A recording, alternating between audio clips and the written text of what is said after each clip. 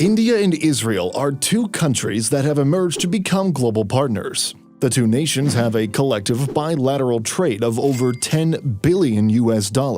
India, through its conglomerates, has also participated in billion-dollar investment deals over in Israel, and most important of all, India has been acquiring defense systems from Israel. Whether it is ballistic missiles, aerial vehicles, or state-of-the-art battle management systems. But that is not what makes this relationship special. The two countries have a distinct history with one another. India emerged in the 20th century with an independent foreign policy, which meant that it stayed away from the Cold War-era stance of Western and Eastern blocs. Israel, on the other hand, was marked by struggles for survival, both politically and militarily. Early on, Israel recognized the importance of forging strong alliances and sought partners who could appreciate its security concerns and its quest to establish a modern nation rooted in ancient history. But in the years immediately following their respective independences, India and Israel's paths rarely crossed. India's commitment to the Palestinian cause and its leadership in the non-aligned movement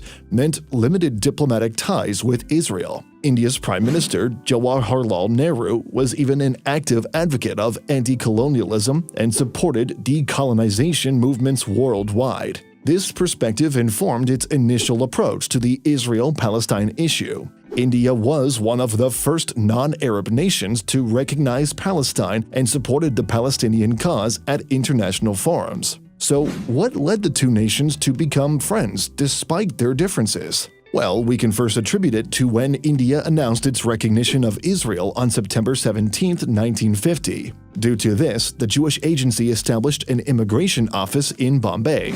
And as soon as the Soviet Union collapsed, India also had lost a crucial ally and began seeking new partnerships. Israel, which was by then a technological powerhouse with intelligence capabilities, emerged as a potential ally. In 1992, India formally established diplomatic relations with Israel, which opened a new chapter for the two countries' relationship. But the most crucial part of this story is not really rooted in history, but rather due to one man, the current Prime Minister of India, Narendra Modi. Modi in 2017 took the relationship to the next level after he visited Jerusalem. These forged an increase in investment, trade, and technological cooperation. Most importantly, however, is the continuous military acquisitions from Israel to India. Prior to Modi, Israel has already been exporting state-of-the-art military technologies. From 2002 to 2007, defense purchases from Israel amounted to over $5 billion.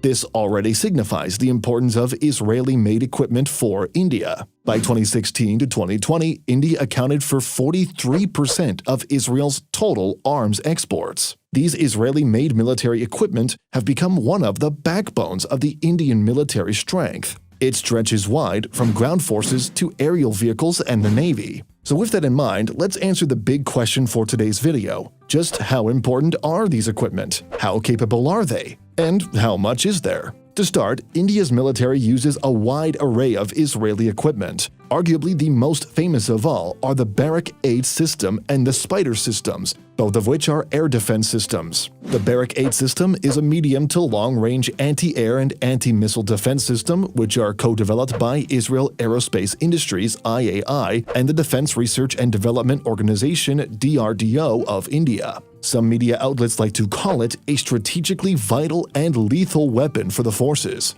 This contract alone was worth upwards of billions of dollars. Following the Barak 8 system, the Spider system was also a considerable force. This system is a short and medium-range mobile air defense system developed by Rafael Advanced Defense Systems with assistance from Israel Aerospace Industries. The deal, which was reported back in 2009, was worth over $1 billion. Then there is also the Spike anti-tank guided missiles, which in December 2020 saw over 200 Spike missiles being ordered. Aside from missile systems, India also acquired several unmanned aerial vehicles. They acquired the IAI Heron, used for surveillance and reconnaissance.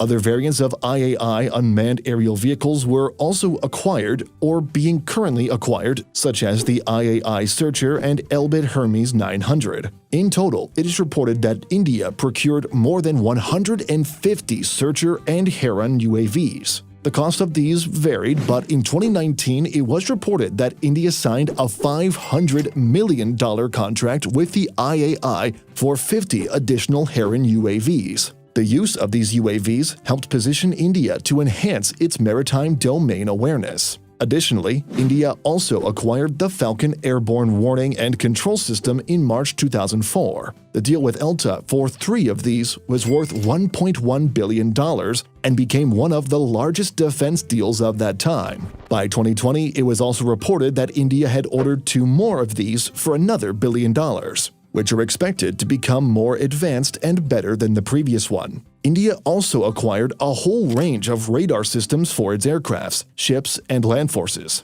One of the first acquisitions was in 1998 when they acquired the BFSR ELM 2140, which can detect tanks, vehicles, and troops up to 40 kilometers. A contract in 2002 for 2 aerostat radars with Rafael Advanced Defense System was also signed for $145 million.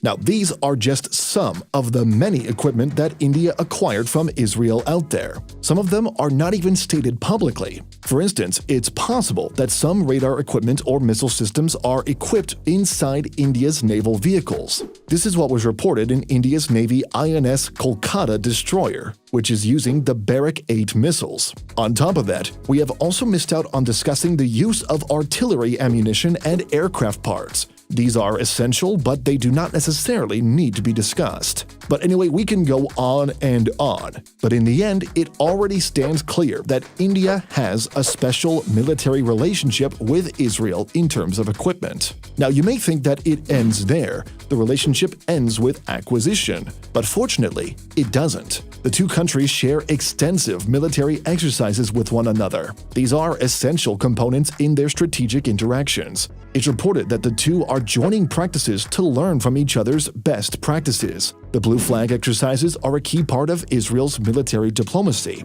hosted by the Israeli Air Force. They started in November 2013 and have been gaining steady popularity. In 2017, the Indian Air Force joined for the first time, bringing 45 members, including Garud Commandos and a C-130J aircraft. Other countries like France, Germany, Greece, Italy, Poland, and the United States also participated in the 2017 exercises. In 2021, India participated in the Blue Flag exercises with its Mirage 2000 and Rafale aircraft. During this period, S. Jaishankar, India's External Affairs Minister, who was in Israel, met with pilots from different countries at the exercises. After Israel, the Indian Air Force also took part in air exercises in Egypt. Additionally, in March 2021, the Indian Air Force joined air exercises in the UAE for the first time, involving air forces from the US, France, Saudi Arabia, South Korea, and Bahrain. In the naval arena, India and Israel share a long-standing relationship. India's naval vehicles have consistently visited Israel's Haifa port. But apart from that, India also once acquired Israeli patrol boats, the Super Dvora Mk-11 in the 1990s. Now finally, it's important to know that there is a huge technological advantage to India in this part. Aside from India learning a lot from Israel, they are also acquiring technological expertise from corporations. Some key partnerships are the likes of Adani Defense and Aerospace, along with Elbit Systems in setting up an advanced UAV manufacturing facility in Hyderabad. The Gila Systems Private Limited, formed by Tata's with IAI subsidiary Elta Systems Limited, was set up in 2004 for electronic warfare and homeland security. The Hindustan Aeronautics Limited with Elbit, called Halbit, was set up in 2007 for avionics, simulators, and training systems. These and a lot more are out there right now. These joint ventures are crucial in the long run for India. They do not want to continue buying from Israel. They too want one day to manufacture their own advanced equipment. But anyway, do let us know what you think. Thanks for watching.